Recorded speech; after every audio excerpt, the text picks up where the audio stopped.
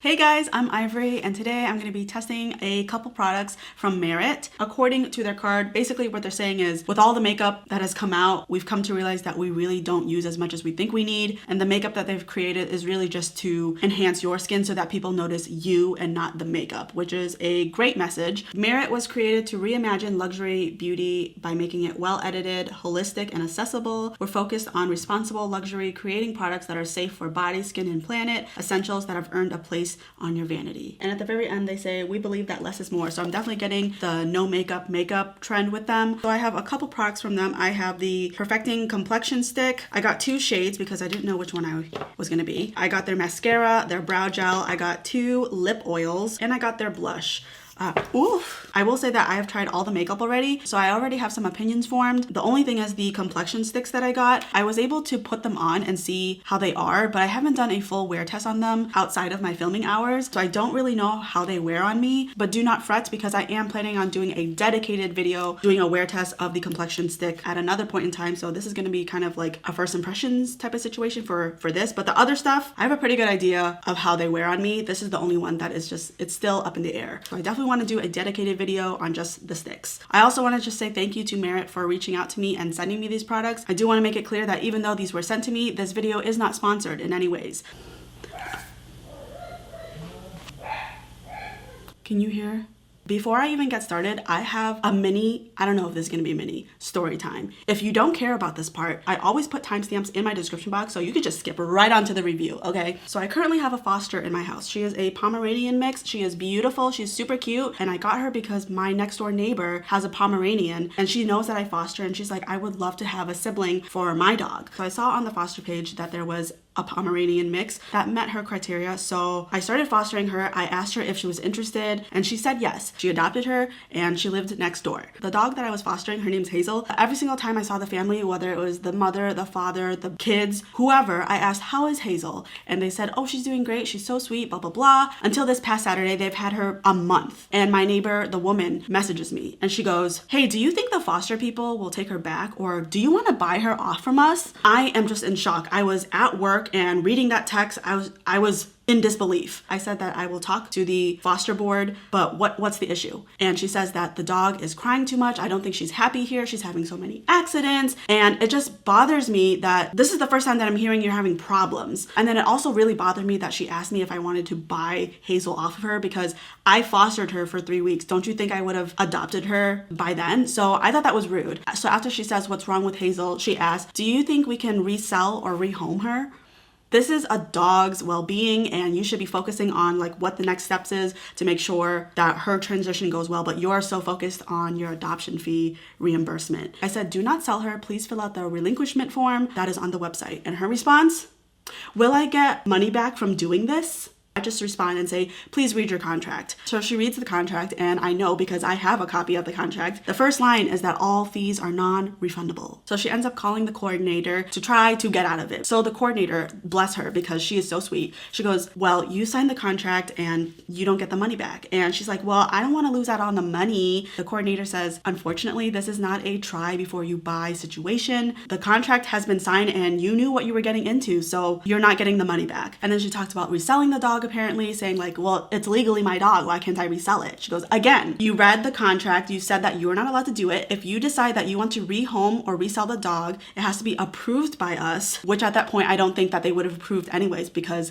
they clearly already don't think highly of her because she's so focused on the money. The coordinator made it very clear though, you're not getting the money back, and if you decide to resell her or rehome her without us knowing, they would pursue legal action. So after my neighbor realizes she's not getting the money back and she can't just pawn her off and get her money back, she decides she's just gonna put up with the dog. She says, you know what? Maybe I'll call the dog trainer and work with that lady and see if we can fix the situation. When I heard that, I knew right away that she had not been working with the dog whatsoever, because from personal experience, my first dog, Willow, when I got her, she was a worst case scenario. She was always peeing on rugs. I mean, she was horrible. The first thing I did was call a dog trainer because I was prepared and knew I had to put in the work to fix these issues. So the fact that she's waited a month and put up with her behavior without doing anything about it and saying, I guess I'll call a dog trainer. No, that should have been step one before you decided to give her up. I assumed that she had exhausted all resources before she gave up this dog, which she didn't do. I ended up messaging my neighbor saying that, you seem really focused on the money, and I think we need to think about Hazel's well-being, and that the longer that she's staying in your house, the more she's getting attached to a family that is not a good fit for her. And I think what is best for her is giving her back to me so I can fit her with the perfect family. She replies back to me saying, it is not all about the money. It was just a simple question. As if I was the one fixated on the money. Okay.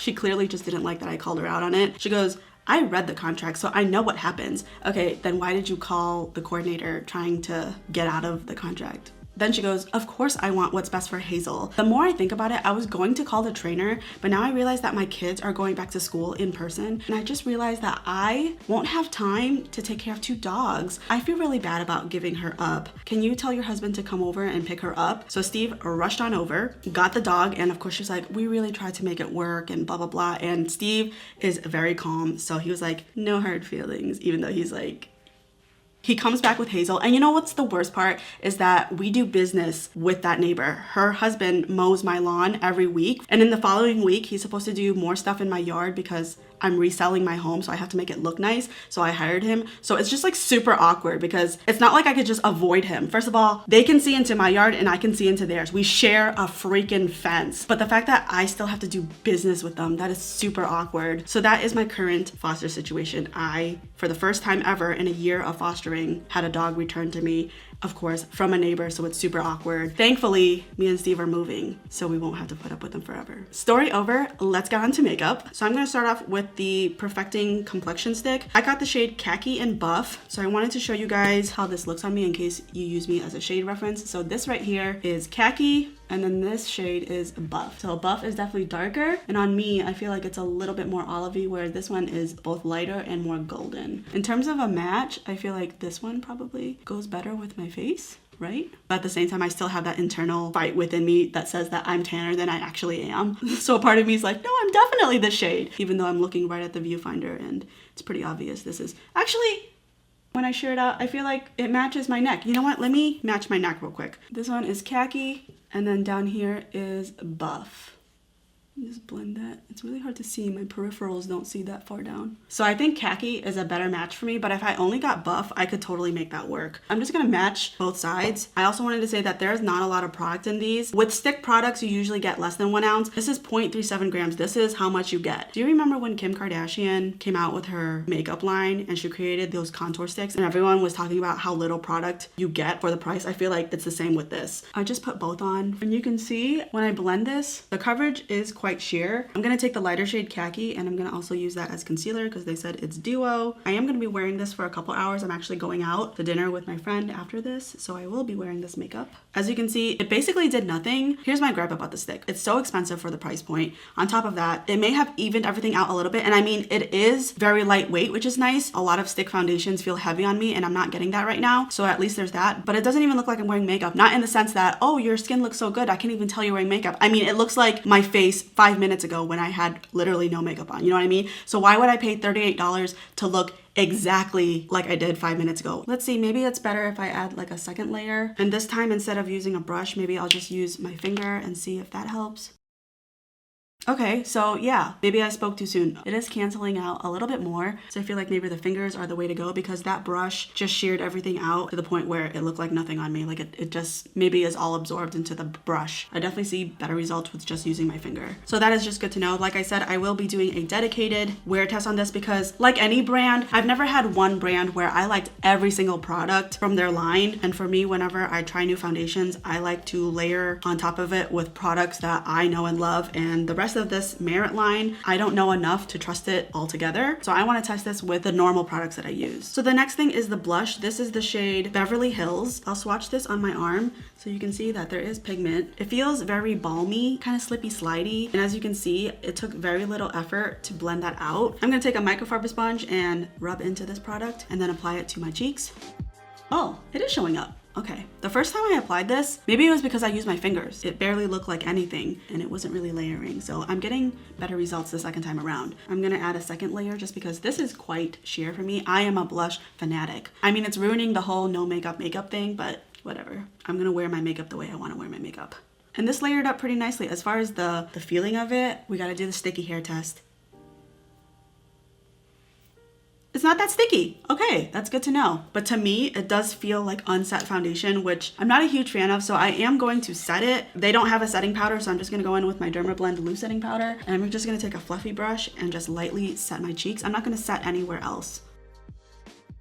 Okay, that feels better. The rest of my face that's not set, that part doesn't feel like unset foundation. It just feels like skin. So this part I can tolerate. But the blush, it just felt, there was like a slick to it that felt uneasy to me, so that is why I set it. I'm next gonna go in with the Merit Beauty Volumizing Pomade. This is in the color Brown. I have been using this a couple times. This is the one, it's a little big, but it's just your typical brow gel. It does fluff them up and then set them in place. And then depending on the look, sometimes I will go in with a brow pencil. Sometimes I just leave this as is. It really depends the look and my mood and my level of laziness. But I feel like the product is evenly distributed. One thing that really bothers me is when there's a big glop of it, and then when I start getting into it, there's a big glop in the middle of my eyebrow and I just spend all this time dispersing it. This feels evenly dispersed throughout the brush. So there's no weird clumps of pomade anywhere. This is what my brows are gonna look like. I mean, I don't really have anything negative to say. I'm not too picky about brow gels. As long as the color is right, then I'm good. And to me, this is fine. I don't know if Merit had a bronzer. Maybe they did and I couldn't get my shade. I'm not totally sure, but either way, I don't have a bronzer from them. So I'm gonna go ahead and add my own. This one is by Soul. So I'm just gonna quickly add that because I am going out. So I do wanna complete my face a little bit more. And when I'm in a rush, I will add this right here as my eyeshadow as well. It blends out really nicely. So even though I'm using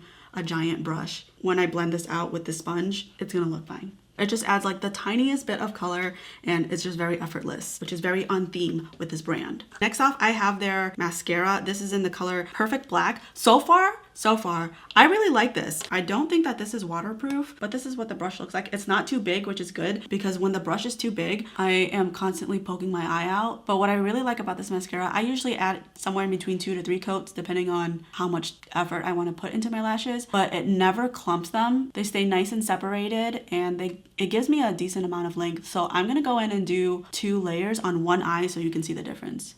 So this is 2 coats of the mascara. Let me look down. Hopefully this is a good angle, but you can see that there's no clumps. It's nicely fanned out. And from the times that I use this, it doesn't smudge on my lower lash line, which is great because I like when a non-waterproof mascara can do that because then it's just easier to take off at night. Waterproof mascaras take way more effort to take off on me. So whenever I get a non-waterproof that doesn't smudge the lower lash line, that is always a plus. I do want to say though that the most I've kept this mascara on was 5 to 6 hours. So I haven't actually worn it like a full work day. Just popping in, I just came home from work and I wore the mascara all day and you can see my under eyes.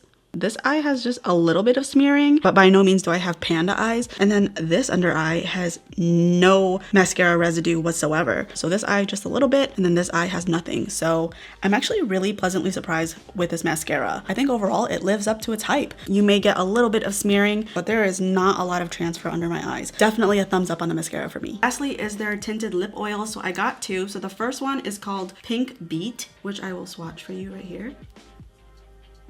And then the second one is called Marrakesh. As you can see, they're very similar. I would argue that Marrakesh is a little bit more on the coral side, whereas Pink Beat is more on the pink side, like a rosy pink side. But like I have said many times on my channel, I am horrible at describing shades. So this is very difficult for me. They pretty much look exactly the same. You remember in The Devil Wears Prada when Anne Hathaway was laughing because she thought the belts looked exactly the same and then she got her ass chewed out? I'm having that moment with these lip oils. You know what? I'll go in 2 different shades on upper and lower lip. Hold on. So I'll put Marrakesh at the bottom and then Pink Beat at the top. On my lips, I feel like they look exactly the same. There is no difference. Really, but I will say right now, I love these. These are super comfortable. Just give a little bit of a tint. I'm really into that right now. Not like a full matte liquid lipstick. I like just a little tint, not glossy because I don't like that sticky feeling. Very comfortable. These are my favorite things that I've gotten from them. The lip oils are a win for me. But this is the completed look. Just a little rundown. Like I said, I will test out the complexion sticks in a dedicated video. The mascara I'm really liking. The brow gel is, you know, a good color and, you know, standard, which isn't a bad thing. It does what it's supposed to. But I do think that the color is a pretty good match for me. The blush, it's all right. Not something that I would probably repurchase or recommend. It builds up all right, but I didn't really like the feeling that it left on my cheeks. And I do think it's a little bit too sheer, but it does feel a little bit too slippery for my liking. And the lip oils, like I said, are a win. I love these. So if you're gonna get anything from the collection pending the complexion sticks, I would totally recommend these. But that is it for this video. I hope that this was helpful, insightful, or at least entertaining. And if it was, don't forget to give it a thumbs up and feel free to comment down below what other types of videos you'd like to see from me. If you haven't already, please consider subscribing. I would love to see you come back. Thank you so much for watching, and I will see you in my next one.